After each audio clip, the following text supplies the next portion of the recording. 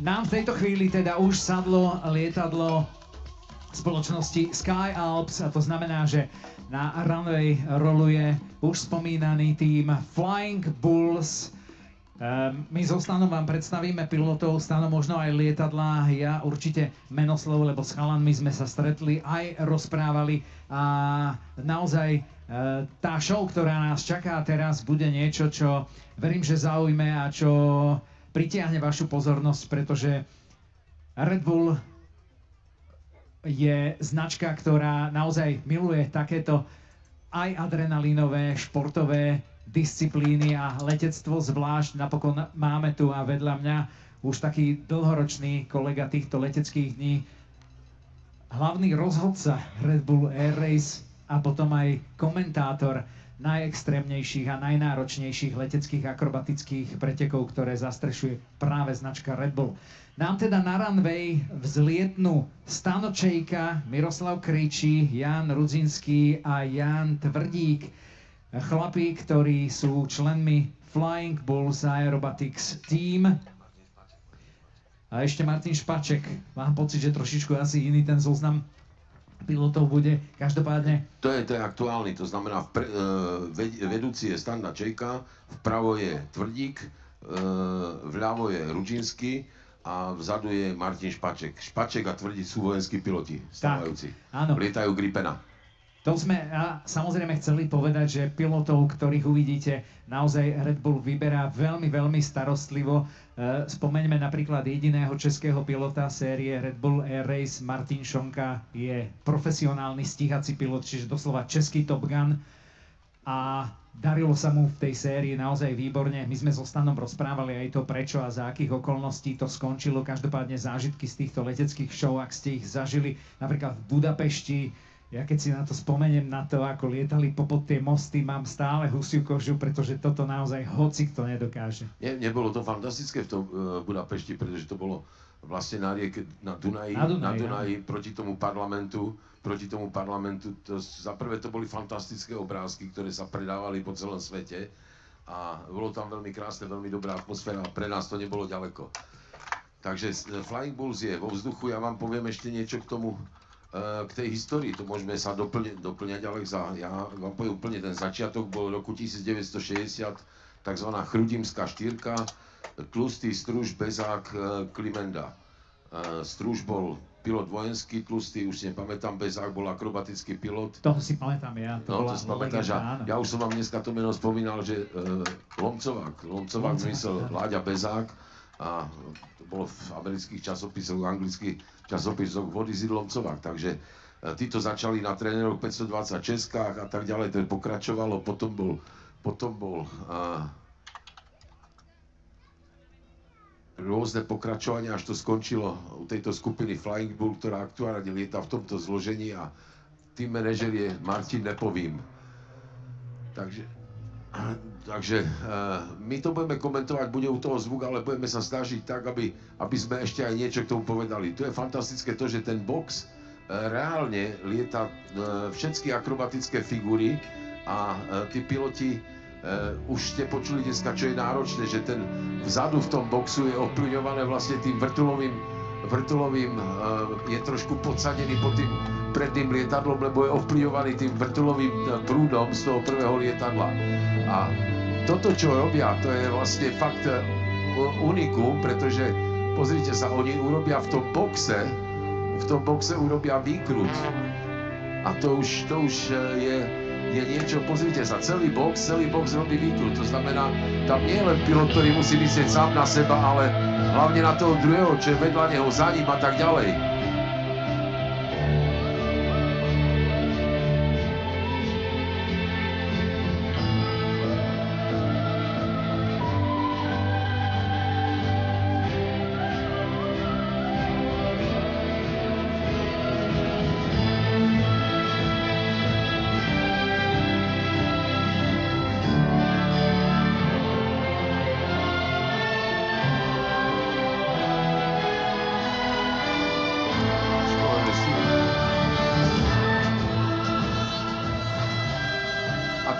Teraz ste si uvedomili, že oni vlastne letia zrkadlový let, keď tie lietadlá dve lietadlá sú v jednej polohe a ďalšie dve lietadlá sú polohe oproti tomu, takže toto je fakt unikum a ešte pri tých figurách sa preskupujú, to ste videli znovu do toho boxu. Takže z boxu vlastne do zrkadla, preto vravím, že toto je niečo, čo je vo svete unikát. Jasne, vážim si každého skupinového zlietania, ale toto je fakt svetová špička, ktorú my tu máme. A na týchto lietadlách. Tým lietadlom vám tiež niečo poviem na konci, ale teraz ste videli, že celá tá skupina urobila výkrut.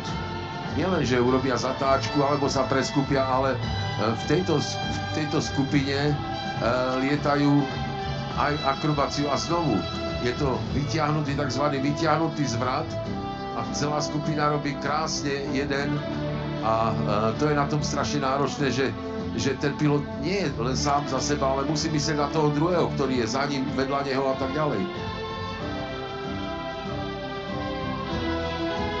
Samozrejme, teraz môžete vidieť to, o čom Stano rozprával, že ten štvrtý pilot je naozaj v inej letovej výške ako prvý. Pretože tam je ten vrtulový vír a ten ho ovplyvňuje, to znamená, on sa ho musí vyhnúť. A teraz aj v tom výkrute musí myslieť na to. A v tejto figure vlastne, v tom akoby zvrate sa preskupili znovu vedľa seba. To znamená, dokážu sa ešte pri tej akrobácii, pri vykonávaní tých figúr preskupovať svoje miesta. To znamená, to je na tomto cenné.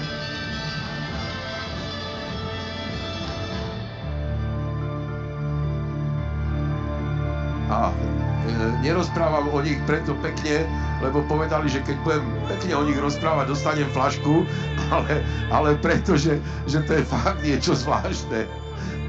Áno, my sme sa stretli s pilotmi pred ich show a naozaj Stano, keďže sa s nimi pozná a verím, že asi dlhé roky, tak sú viac ako priatelia alebo známi a naozaj vedú aj také neformálne debaty, ktoré počúvať je naozaj zážitok.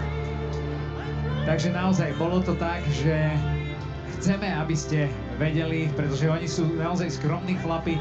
Mimochodom povedali, že sú rozlietaní v tom takom pozemskom zmysle, že naozaj majú veľmi veľa leteckých show, pretože naozaj patria medzi svetovú špičku, tak sú doslova a ani nie obrazne, ale do písmena rozlietaní po svetových leteckých show.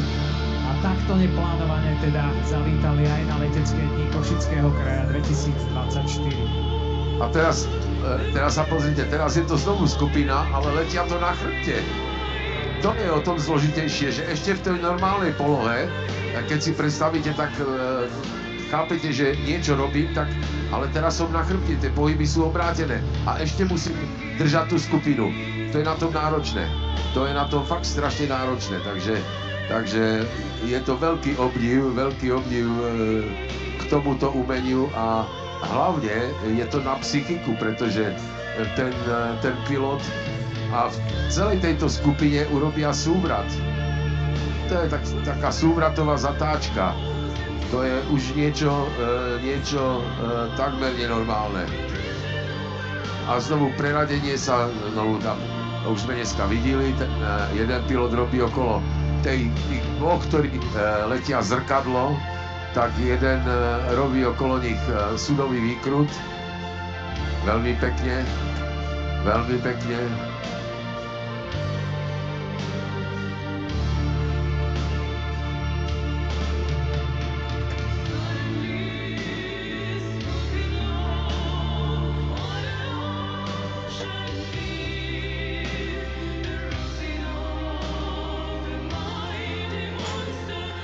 A znovu zaradenie sa do skupiny a taká súvratová zatáčka. Všimnite si, že teraz nielen sa otáča okolo toho krídla smerom k zemi,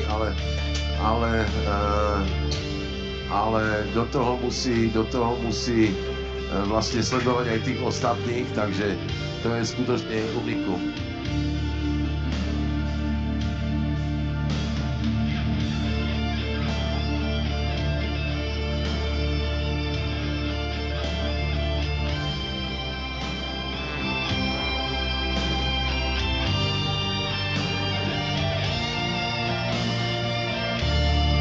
A znovu krásne výkrut v skupine, tak sami uznáte, že že asi nám všetkým stálo za to. A toto ešte znovu odtlačenie, to znamená nie len, že si pritiahnem, ale tlačím, to znamená tlačím ma z toho lietadla vonku a urobím tlačený polpremet, vlastne 3/4, lebo až do klesania, takže je vidieť, že sú fakt dokonale rozlietaní a verím tomu, že nám stálo všetkým za to zostať tu a pozrieť sa na tento výkon. A po tom výkone vám ešte poviem niečo k tým lietadlám. Po nich poletí Jurgi Skyris, tak snažili sa namalovať nejaké srdiečko. Akurát, že tá dymová clona, ktorá je, tak sa pomerne rýchlo rozpadáva, takže to nie je úplne tak vidieť, ale teraz sa pozrite, áno. Už si predstavujete to srdce? Áno. A podarilo sa, zatlieskajme, super, bomba. Chlapci, a teraz ho ešte prerazí šípom. Tak. No tak toto je na efekt. Toto je veľmi pekné na efekt. Bomba.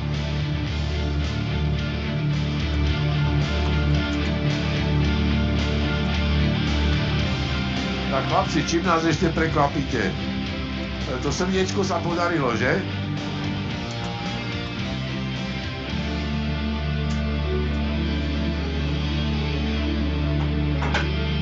Tak, nožový let, to je rozlúčenie a séria výkrutov a ešte proti nám skupina v zrkadlovom lete. Zrkadlový sa preto vraví, že jeden je v normálnej polohe, druhý je v polohe na chrbte, no a v tomto si urobia, asi predstavte, vidíte ten tlačený výkrut, to je hrozné. Je to krásne a že by aj s týmto nám urobili srdce, tak aspoň nejaký náznak.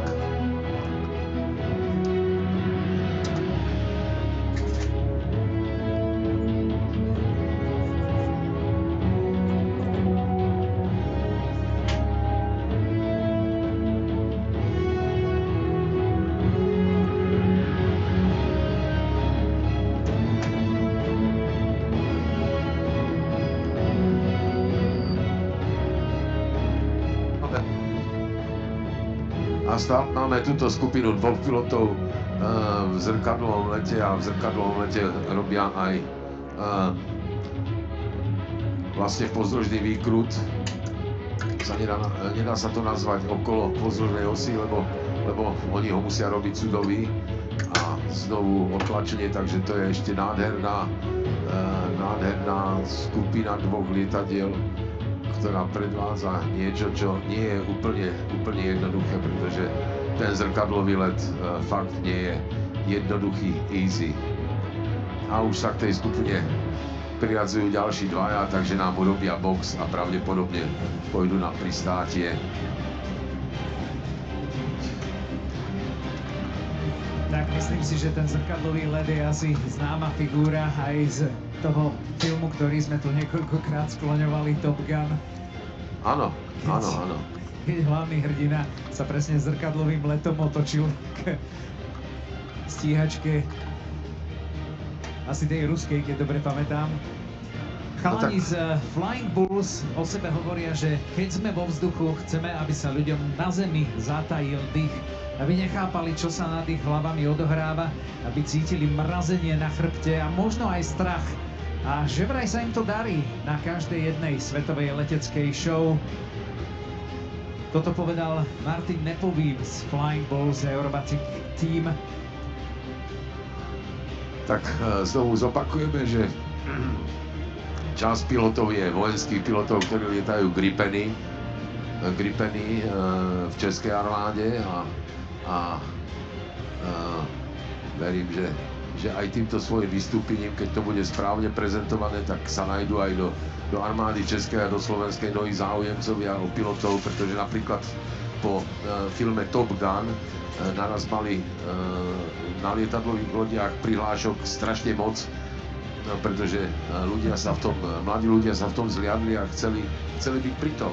Takže toto airshow má zmysel aj preto, aby ukázalo, aké lietanie krásne, aké je náročné a aby prilákalo aj mladých ľudí, pretože bez mladých ľudí nemôžeme robiť nič. A verím, že aj tento letecký deň pomôže k tomu prilákať mladých ľudí k letectvu, k tomu, aby a toto je nádherný rozchod, kedy v tom boxe sa rozišli a teraz každý na jednu stranu. Krásny rozchod. Zatlieskajme. Možná niečo k týmto lietadlám. Lietadlá sú nemeckej konštrukcie, ktoré začal konštruovať Philipp Steinbach, pretože sa mu nepáčilo, že lietadlá extra sú strašne drahé. Tak si vymyslel, že bude konštruovať lietadlá Steinbach. A celku úspešná konštrukcia, veľmi dobré, pretože on to bol akrobatický pilot, dizajner, tak toto bol znovu efekt proti sebe, tak to vymyslel, že nie úplne ekonomicky sa mu to darilo, tak nechal do toho vstúpiť čínsky kapitál to kúpil všetko a potom to zavrel. Zobral si know-how a potom to zavrel. Snaď ma za to nikto nezavrie. Každopádne, ale že som to prezradil, Alex. Myslím, že nezostane tu medzi nami. Myslím si, že môžeme povedať, že sú to naozaj jedny z najsilnejších lietadiel v tejto svojej kategórii, ktoré údajne lietajú aj tu na košickom nebi rýchlosťou 400 km za hodinu. Tak je to znovu, ja vrajím, ten Philipp Steinbach bol dobrý akrobat a práve vylepšil, on lietal na extre, takže ju poznal dokonale, tak vedel, kde sú jej nedostatky, tak ju trošku vylepšil a tú konštrukciu urobil tak, aby bola lepšia. Dal tam trošku lepší motor, silnejší, Lycoming americký v pohode a tak ďalej, len trošku mu nevychádzala ekonomika, no tak predal to čínskemu kapitálu, no. Bohužiaľ, no.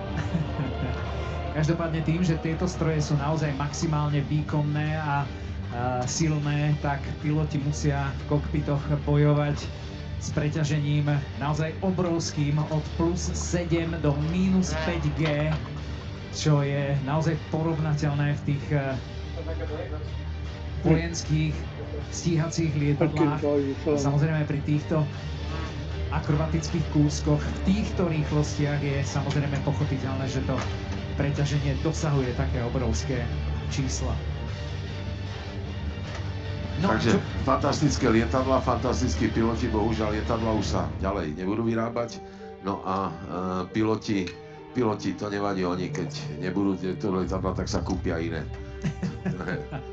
Tak keďže časť z nich sú profesionálni piloti, musia vedieť lietať naozaj na všetko. Aby sme ešte doplnili, tak tie silné motory vlastne poháňajú lietadlá, ktoré sú ťažké len 700 kg. To znamená tiež úctihodná ľahkosť, nie ťažkosť a váha. Tak ja ti trošku skočím do reči, ale tí, čo sa trošku poznajú tej technike, tak vedia, že československá Zlín 50 vážila prázdnu hmotnosť 300 konským motorom len 580 kg.